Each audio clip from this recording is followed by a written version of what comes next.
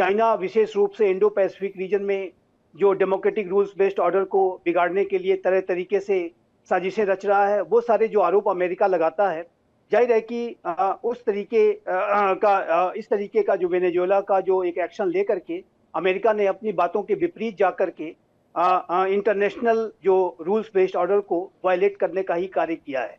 किसी भी संप्रभु राष्ट्र की राष्ट्रपति को एक स्पेशल मिलिट्री ऑपरेशन के माध्यम से उसके घर से उठा लेना, उसकी धर्मपत्नी को भी साथ में उठा लेना, जाहिर है कि ये जो व्यवहार है वो अमेरिका जैसे एक ऐसे राष्ट्र जो कि जैसे मैंने कहा कि बड़े मूल्यों की बातें करने वाले राष्ट्र को ये जरा भी शोभा नहीं देता, और ये पूरे इंटरनेशनल रूल्स बेस्ड ऑर्डर का वायलेशन भी है।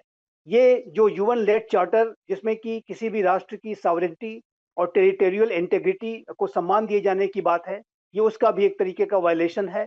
और अगर विश्व में शांति, सुरक्षा, स्थिरता को बनाए रखना है तो एक राष्ट्रों को एक दूसरे की जो सॉवरेनिटी और टेरिटोरियल इंटीग्रिटी को सम्मान देना होगा और एक नॉन इंटरफेरेंस की पॉलिसी पर चलना होगा।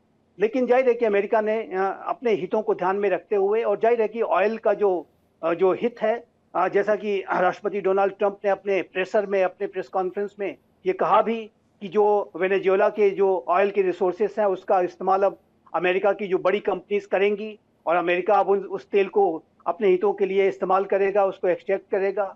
और डोनाल्ड ट्रंप की जो भाषा थी कि अब वेनेजुएला जब तक कि कोई नया अरेंजमेंट नहीं होता तब तक वो हमारे कब्जे में रहेगा, वी विल रन वेनेजुएला, ये एक इम्पेरियलिस्टिक और एक कॉलोनियल जो एक तरीके के दिए गया जाने वाले बयान है। और इस तरीके का स्टेप आप जब स्वयं ले रहे हैं तो कल को यदि चाइना ताइवान के ऊपर कोई हमला कर देता है और वहां पर कोई स्पेशल मिलिट्री ऑपरेशन लॉन्च कर देता है तो आप उसको किस आधार पर, उन किन तर्कों के आधार पर उसे डिफेंड करेंगे, कैसे उसे रोकेंगे?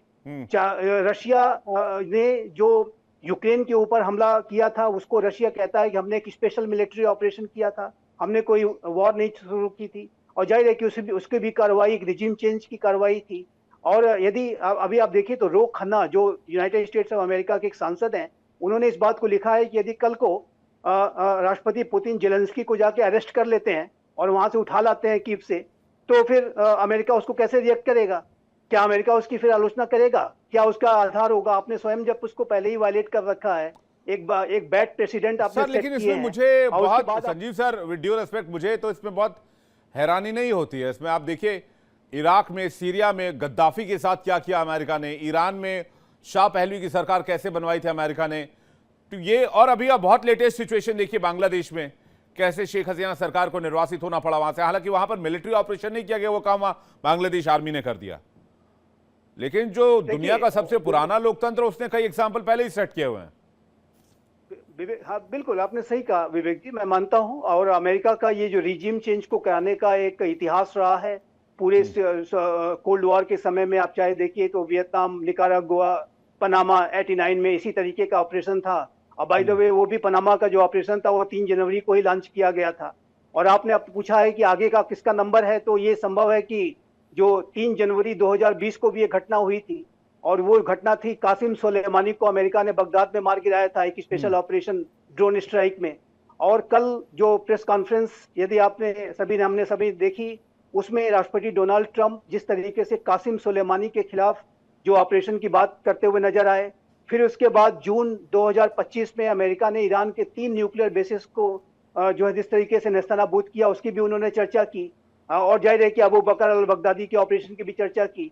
तो ये जो अमेरिका का जो अभी इस समय का जो अप्रोच है, वो जाहिर है कि एक रिजीम चेंज को कराने की उनकी निसंदेह मंशा है। और मेरा ऐसा मानना है कि ईरान की जो रिजीम, इस्लामिक जो रिजीम 1979 से वहां पर स्थापित है, उसको भी बदलने की इच्छा निसंदेह रहती है। उसको लेकर तो बिल्कुल क्लियर कट कह चुके हैं डोनाल्ड ट्रंप की हमारी सेना बिल्कुल रेडी मोड में बैठी हुई है। अगर वहां पर पानी सिर से ऊपर गया तो हम कभी भी ऑपरेशन लॉन्च कर सकते हैं, सैन्य ऑपरेशन भी वहां पर किया जा सकता है। इसमें कहीं कोई आपत्ति किसी को नहीं होनी चाहिए। माथुर सर से एक रिएक्शन, फिर मैं कारगिल सर आपके पास आ रहा हूं।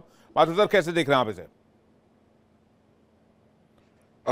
जय हिंद विवेक। सबसे बड़ी बात यह है कि जैसा अभी बताया कि इसकी वजह नार्को टेररिज्म या डेमोक्रेटिक राइट्स को बचाना या किसी प्रकार की अव्यवस्था को बचाना नहीं है। इसकी वजह केवल और केवल एक है कि जो डोनाल्ड ट्रंप हैं, he is a big businessman, और वो हर जगह वो उस जगह पर काम करते हैं जहां पर कि उनको अपना लाभ नजर आता है। इतिहास दोहराने का कोई मतलब नहीं है, लेकिन इतिहास इस बात से भरा हुआ है कि कैसे क्यूबा से लेकर के और ईरान 1953 से लेकर 1954, चिली, निकारागुआ, ग्वाटेमाला, हर जगह अमेरिका ने इस प्रकार की हरकत करी है। और इसका जो एब्सोल्यूट इक्विवेलेंट है मैं कहता हूं वो अगर रिजीम चेंज करना ही है कहीं ड्रग्स के नाम पर, टेररिज्म के नाम पर और ड्रग कार्टेल के नाम पर, तो करो ना, पाकिस्तान से शुरुआत करो ना, हम भी वेलकम करेंगे। देखो देखो विवेक, यही हम कह रहे थे, पहले भी मैंने कहा है कि ये मुखौटा है, मुखौटा है और मकसद कुछ और है, और मकसद बिल्कुल साफ है। देखिए, दो तीन चीजें मेरे को लगता है उभर करके नजर आ रही हैं। कहीं ना कहीं कुछ अंडरहैंड डील चल रही है, और उसकी वजह से उन्होंने, आप किसी देश में जाकर के किसी भी प्रकार से वहां का राष्ट्रपति इलेक्ट हुआ हो, उसको ऐसे नहीं उठा सकते। ये उनका सॉवरेन कंट्री है, ये आपका गुलाम देश नहीं है, आप ऐसे नहीं कर सकते। साथ में आप उनकी पत्नी को उठा करके ले आए बिना चार्जेस के। इसका जितनी हम बात कर रहे हैं, मुखालफत हो रही है, ईरान कुछ कह रहा है, नॉर्थ कोरिया कुछ कह रहा है, आप अमेरिका के खुद के अंदर देखिए कितना इसका विरोध हो रहा है। कमला हैरिस का स्टेटमेंट आप देख लीजिए, ममदानी का स्टेटमेंट आप देख लीजिए। ये बात, सब इस बात को जानते हैं कि ये जो काम किया है, ये तरीका है, वो सही नहीं है। आप, मादुरो कौन है, मैं जस्टिफाई नहीं कर रहा हूं कि मादुरो एक अच्छा आदमी है या वो नहीं है। मादुरो एक सॉवरेन स्टेट का चीफ है, लीडर है, तो उसको इस प्रकार से आप डील हैंडल नहीं कर सकते। उसको बिल्कुल एक नॉर्मल क्रिमिनल की तरह से आप हैंडल कर रहे हैं। अगर ये करना है विवेक, अगर ये करना है, जो नोन टेररिस्ट हेड है उसका नाम है असीम मुनीर। ये वो है जो कि अमेरिका में जाकर फ्लोरिडा में स्टेटमेंट दे सकता है कि मैं सीरिया का राष्ट्रपति अल शरा, वो भी तो अल-कायदा का टेररिस्ट था सर। रेड कारपेट दिया ना डोनाल्ड ट्रंप ने, असीम मुनीर को रेड कारपेट दिया ना डोनाल्ड ट्रंप ने। पूरा मामला ऑयल सेक्टर के, एनर्जी सेक्टर से जुड़ा हुआ है। डोनाल्ड ट्रंप को वही चाहिए। मैं जल्दी से कार्की सर का एक रिएक्शन लेता हूं, उसके बाद फिर बाकी मेहमान भी हमारे साथ जुड़े। कार्की सर, अगला टारगेट ईरान होगा अगर पूरा खेल ऑयल का ही है तो फिर सब कुछ शीशे की तरह साफ हो जाएगा। जी, अभी जो अमेरिका ने कदम लिया है, जी आ रही है आपकी आवाज, आ रही कार्की सर, बोलिए। तो अभी जो अमेरिका ने कदम लिया है जी, ये अंगोला में आप, ये जो प्रेसिडेंट था उसकी एक हैसियत होती है, कंट्री की सब्जेक्ट होती है, उसकी एक इज्जत होती है। तो जो world based, rule based order की बात अमेरिका कर रहा था, मेरे ख्याल से वो अपने रूल्स की बात करता है कि रूल बेस्ड ऑर्डर जो मैं बनाऊंगा, रूल आज कुछ दिन के लिए वो रूल होगा और उस रूल के मुताबिक मैं काम करूंगा। अपने को पुलिसमैन ऑफ द वर्ल्ड कहने वाला आदमी आज सारे कानून की उड़ा के उसने एक्टिविटी की है, और सबको पता है कि नारकोटिक्स तो एक बहाना था, तेल को काबू में करना उसका निशाना था। तो ये जब यहाँ पे हो गया है, और दूसरा इंटरनली भी ट्रम्प खुद एप्स्टीन फाइल वगैरह में जो उनके ऊपर प्रेशर आ रहा था, एक कुछ ऐसी चीज कर दो, जैसे असीम मुनीर के अंदर प्रेशर आता है तो कश्मीर पे कुछ एक अटैक इंडिया में करा देगा, वैसे ही इसने भी एक डिफ्लेक्शन के लिए भी ये इस समय ये किया हुआ है, क्योंकि वहाँ पर सुप्रीम कोर्ट में टैरिफ के अगेंस्ट चल रहा है, अंदर अनपॉपुलरिटी है, इन्फ्लेशन बढ़ने वाला है, और इनकी खुद की जो छवि है वो खराब हो रही है। तो ये अपने को कुछ करने के इन्होंने एक्शन किया है। अब ये वाला मॉडल जो है, ये करके इन्होंने तेल जो चाइना को जा रहा था वो बंद कर दिया, और क्यूबा एक ऐसी स्टेट है जो बगल में ही है अपने वेनेजुएला के, और उसको तेल भी देता था और मदद भी देता था वेनेजुएला। तो आज की तारीख में क्यूबा जो है वो बिल्कुल अस्थिर हो गया है, और हो सकता है वो अगला टारगेट हो। दूसरा, एक सो कॉल्ड डिक्टेटर को अमेरिका ने उठा के दिखा दिया है कि ये जो मेरे पास एक पर्दा है जेंटलमैनली का, उसका कोई मतलब नहीं है, मेरी जो national interest of the day होगा मैं उस हिसाब से अपने रूल बनाऊंगा और एक्शन करूंगा। बात आई ईरान की। अभी ईरान में भी जो खमेनी सरकार है, अगर आप देखें उसके तेवर थोड़े से बदले हुए हैं, और उन्होंने जनता से माफी मांगी है कि भैया ये हमारी गलती है कि इतने दाम बढ़ गए हैं, आप इस हालत में आ गए, लेकिन आप ज्यादा हिंसा और वो मत करो। फायरिंग हुई है, लेकिन फिर पिछली बार बुरके वाली में जो हुई थी फायरिंग, जिसमें इतने 100 लोग मारे गए थे, इसमें इतने ज्यादा लोगों की नहीं हुई है। तो वो भी बड़े कॉशियस चल रहे हैं, क्योंकि उनको पता है कि ये अगर भड़क गया और हमारे कंट्रोल से चला गया तो मेरे को देश छोड़ना पड़ेगा। अभी ईरान तो ऐसा है कि अमेरिका को सोचना पड़ेगा उस कंट्री में घुसने के लिए, क्योंकि वेनेजुएला के मुताबिक ईरान के पास काफी असला बारूद है और उसकी फौज भी जो है वो लड़ चुकी है। तो अमेरिका को ऐसा एक्टिविटी जो उसने वेनेजुएला में किया है, इसका टेम्पलेट और ऐसा एग्जैक्टली ऑपरेशन वो ईरान में नहीं कर सकता है, वो उसको पता है। और अगर उसने ज्यादा इन्वेजन किया और अगर गलती हो गई तो उसको उसकी जान जा सकती है, और घर जाने गई और ऑपरेशन अगर सक्सेसफुल नहीं हुआ तो अंतरराष्ट्रीय बहुत बेइज्जती होगी। जो उसने वाहवाही या कैपिटल या अपनी जो बाकी दिखाई है वेनेजुएला में, अगर ईरान में गलत होगी तो हो जाएंगे। अगर याद रहे तो 1977 के आसपास भी इन्होंने एक रेस्क्यू डाला था, कि ईरान के डेजर्ट में इनके हेलीकॉप्टर और एयरक्राफ्ट और पूरे के पूरे राख हो गए थे, और वो एक बड़ा बहुत धमकी हो जाता है। तो एक छोटे से देश को जिसके पास कोई खास आर्मी नहीं है, जो कि अपने बाकी लोगों से बहुत दूर है और जो मेरे बहुत करीब है वेनेजुएला, उसको मुक्का मारना, थप्पड़ मारना, प्रेसिडेंट को उठा लाना, ये अमेरिका के लिए एक आसान काम था। High probability of success and very low probability of any mishap, अगर होता भी तो रफा दफा कर दे। लेकिन लाइफलाइन ईरान के ऊपर है, अगर वहां पे कोई ऑपरेशन किया, क्या उसकी उन्होंने अभी तक रिहर्सल कर रखी है, क्या उसके लिए फोर्सेस जमात है, क्या प्लान ऑपरेशन प्लान 1 2 3 है, और टारगेट क्या होगा। और अगर वो नहीं चला और वह ईरान की जमीन में, अगर आपके, ईरान बहुत बड़ा देश है, वहां इतने अंदर जाने में आपको रिफ्यूलिंग वगैरह की जरूरत पड़ेगी। वहां पे अगर आपके नहीं, उनके रिफ्यूलिंग टैंकर्स तो काफी हैं सर। अब ये B2 बॉम्बर से जब अभी बॉम्ब करा था ईरान को, तो उनके बॉम्बर ने लगातार आई थिंक 36 या 38 घंटे लगातार फ्लाई किया था। एग्जैक्टली एक बॉम्बर से अटैक करना और ऑन ग्राउंड डालना अलग बात है। हाँ। उसको क्या वो करेगा अगर नहीं जी हुआ। सर, कार्की सर आपके पास वापस लौटूंगा, संजीव सर के पास आ रहा हूं। थोड़ी ऑडियो आपकी थोड़ी क्लियर नहीं आ रही है, मैं अभी अपनी टेक्नीशियंस टीम को बोल के उसको चेक कराता हूं। संजीव सर, ये क्या रुख लेकर आएगा पूरी दुनिया में? क्या हम कोई एक बड़े जंग की आहट देखेंगे?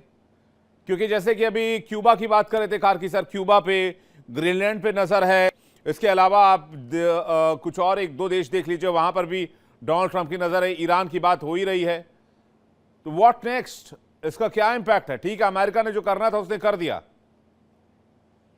देखिए विवेक जी, सबसे पहला तो मैं इसके जो नेगेटिव जो कॉन्सिक्वेंसेस हैं इस एक्शन के, उसको इसके संदर्भ में जो अभी रशिया यूक्रेन के युद्ध को शांत कराने की जो कवायद डोनाल्ड ट्रंप कर रहे हैं और पूरा एफर्ट वहां पर वो डाल रहे हैं, उसके ऊपर भी इसका एक नेगेटिव इम्पैक्ट आ सकता है।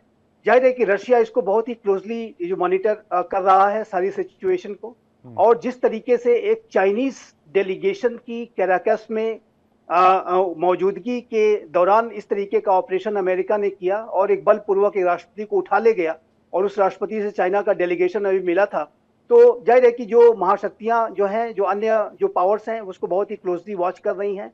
और इस तरीके का जो अमेरिका ने कदम उठाया है, जो एक रूल्स बेस्ड ऑर्डर को वायलेट करने का जो कदम उठाया है, उससे जो वर्तमान समय में शांति के लिए जो प्रयास चल रहे हैं, उस पे एक बहुत ही नेगेटिव इसका असर पड़ सकता है। जो एक trust deficit United states of America और रशिया के बीच में जो पहले से ही मौजूद है, वो और अधिक गहरा हो सकता है।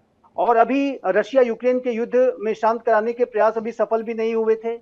एक तरफ तो आप सीज फायर की कराने की लगातार कोशिश कर रहे हैं, नोबेल शांति पुरस्कार भी चाहिए, 8 युद्ध को समाप्त कराने के दावे कर रहे हैं, लेकिन 9वां युद्ध आपने खुद ही शुरू कर दिया। और अपना जो रूल्स बेस्ड ऑर्डर जिसको कि डिफेंड करने की आप बात किया करते थे पूरी दुनिया में, उसको पहले वायलेट करने का काम हमने स्वयं कर लिया। तो अब किस तरीके से आप रशिया को कन्विंस करेंगे, किस तरीके से चाइना को की आलोचना करेंगे भविष्य में, जब कभी भी चाइना अगर ताइवान के ऊपर कोई ऐसा ही so called special military operation अगर वो लॉन्च कर दे, या रशिया किसी अन्य यूरोपीय राष्ट्र के ऊपर अगर कोई स्पेशल मिलिट्री ऑपरेशन नया कर दे, तो आप उसको किस आधार पर, किन तर्कों के आधार पर रोकेंगे? तो ये अमेरिका के द्वारा जो कदम उठाए जा रहे हैं, इसके जो कॉन्सिक्वेंसेस हैं वो आने वाले समय में अनेक तरीके से अमेरिका को स्वयं जो है फेस करने होंगे। और दूसरा मैं ये भी देखता हूं कि लेकिन एक बात बहुत स्पष्ट है, जैसा कि कार्की सर अभी कह रहे थे, मैं बिल्कुल सहमत हूं कि ईरान की जो सिचुएशन है वो अलग है। देखिए, हर एक राष्ट्र वेनेजुएला नहीं है, हर एक राष्ट्र पनामा नहीं है कि आप वहां पर जाएंगे और राष्ट्रपति को उठा ले जाए और वो बिल्कुल रेसिस्ट ना करें। आपने जो इराक में जो किया 2003 में, एक बार इराक में आप घुसे तो जरूर, लेकिन आपको निकलने में आपको 10 वर्ष लग गए, और उसके बाद आपके 4400 सैनिक जो है वहां पर मारे गए, कितने घायल हुए, कितने के पैर कटे, हाथ कटे, ये सब सारी चीजें अपनी जगह अपने आंकड़े हैं। और अफगानिस्तान में जरूर एक जस्टिफाइड ऑपरेशन था, एक युद्ध था, लेकिन अफगानिस्तान में घुसे तो जरूर, लेकिन 20 वर्ष आपको लग गए, और जब निकले आप तो रातों रात आपको निकलना पड़ा। आप सीधे सीधे शांति से नहीं आ पाए, वहां पर कोई विजय हासिल करके आप नहीं आ पाए। और उसी तरीके का पहला भी इतिहास आप देख लें, वियतनाम का इतिहास आप देख लें, तो इस तरीके का जो भी अमेरिका का जो पिछला जो इतिहास रहा है वो अच्छा नहीं रहा। इसी वजह से मैं कहता हूं कि ऐसा लगता है कि अमेरिका ने अपनी पिछली जो गलतियां हैं, जो ब्लंडर्स हैं, उससे कोई सबक नहीं सीखे हैं, और फिर से एक बार उसने ऐसा कदम उठा दिया है जिसकी की बहुत आलोचना हो रही है। और इसके जो कॉन्सिक्वेंसेस हैं वो इमीडिएटली मैं रशिया यूक्रेन युद्ध के संदर्भ में जो ट्रस्ट डेफिसिट है उसको और गहरा होते हुए मैं देखता हूं, और एक अनिश्चितता का जो वातावरण है और अधिक बनेगा। लेकिन जहां तक ईरान की बात है, ईरान के विरुद्ध अमेरिका का कोई भी ऑपरेशन अगर वो करता है तो जाहिर है कि उसके जो फॉल आउट्स हैं, उसके जो कॉन्सिक्वेंसेस हैं, वो अमेरिका को लंबे समय तक भुगतने पड़ सकते हैं। और इराक का एग्जाम्पल अमेरिका के सामने पहले से ही मौजूद है। इराक में गया तो जरूर, मिशन अकम्प्लिश्ड का स्पीच भी हमने सुनी थी जॉर्ज डब्ल्यू बुश ने जो दी थी कि सद्दाम हुसैन को हमने किस तरह से टॉपल किया, उसको कैप्चर कर लिया, लेकिन उसके बाद जो इंसर्जेंसी वहां शुरू हुई, बिल्कुल वो जो चीजें आपने सही कहा कि भाई इतिहास से चीजों को बहुत ज्यादा अमेरिका ने फॉलो अप नहीं लिया, और जो जिस तरह के एक्शन हमने देखा कि जिस तरह मादुरो को तो उठाया उनकी पत्नी को भी उठा ले गया, तो इसका वर्ल्ड लेवल पर बहुत पॉजिटिव रिस्पांस अमेरिका को नहीं मिल रहा है। धीरज कौल हमारे साथ जुड़ रहे हैं, जियोपॉलिटिकल एक्सपर्ट यूएस से, इस वक्त हमारे साथ लाइव, उनके पास चलते हैं। कौल साहब, आपका आकलन क्या कहता है अभी तक की स्थिति को लेकर, कितना इंपैक्ट आप देख रहे हैं करंट वर्ल्ड पर इसका? नमस्कार, thank you for having me on the show. क्या आप सुन पा रहे हैं? बिल्कुल आ रही है आपकी आवाज, बताइए सर। हाँ, और देखिए आपके आई थिंक लास्ट वीक हमारी इस पे बात हो रही थी, और 2 वीक्स पहले भी I think we spoke about it कि यूएस ने उन्हें चॉइस दी है, या अपने nation, pick a nation and move there and let us run the country, और कुछ ना कुछ बड़ा होगा। और फैक्ट ये है कि हो गया। और इसके डिटेल में, मतलब टू बी वेरी ऑनेस्ट, आप तो इतने वरिष्ठ पत्रकार हैं, आप भी देख रहे हैं कि यूएस ऑयल कंपनीज पिछले 6 महीने से उनके साथ करार हो रहे हैं, डिफरेंट कंपनीज के साथ जो ड्रिलिंग करेंगी वहां पे ऑयल एंड गैस का, रिफाइनिंग का। कुछ हद तक रिफाइनरीज को भी बुक किया जा रहा था महीनों पहले। और ये क्लियर संदेश दिया गया था कि क्योंकि एआई के लिए हमें पावर की बहुत ज़रूरत है, और 80% अभी भी हम पावर फॉसिल फ्यूल पे डिपेंडेंट है, तो फॉसिल फ्यूल की नेक्स्ट 10 ईयर्स की प्रोक्योरमेंट करना और एक स्टेबलाइज्ड एरिया से उसको निकालना, ये एक प्रायोरिटी थी। और बताया गया था कि वेनेजुएला के पास तो आप ये कह रहे हैं इसके कोर में चाइना वर्सेस अमेरिका है?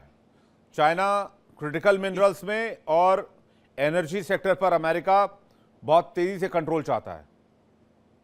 देखिए, अगर हम सीधे पॉइंट पे बात करेंगे तो इसके कोर में 2 से 3 बड़े इश्यूज हैं। एक तो एनर्जी है, उसमें कोई दो राय नहीं है। Second is drugs. हमारे यहाँ पे लाखों लोग हर साल फेंटेनिल ओवरडोज से मरते हैं, और हेरोइन और कोकीन का बहुत बड़ा इश्यू है अमेरिका में। ट्रम्प जब जीत के आए थे, उन्होंने क्लियर मैंडेट में बोला था कि I will bring the war on drugs, ये उनके स्टेटमेंट थे।